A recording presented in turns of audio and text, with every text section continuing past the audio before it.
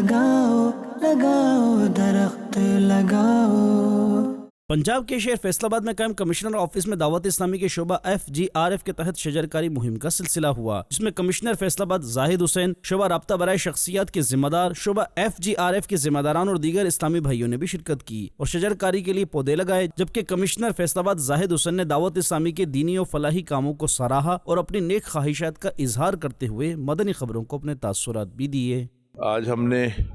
दावत इस्लामी के प्लेटफार्म से उनका जो एक रेलिवेंट विंग है जो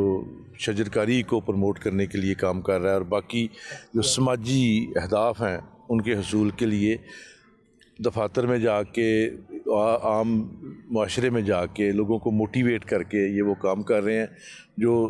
लायके सत तहसीन है। माशरे में नेकी फैलाने का जो काम कर रहे हैं उसको ये हमेशा जारी और सारी रखें और शऊर आमा की जो बेहतरी है उसमें अपना रोल प्ले करते रहें।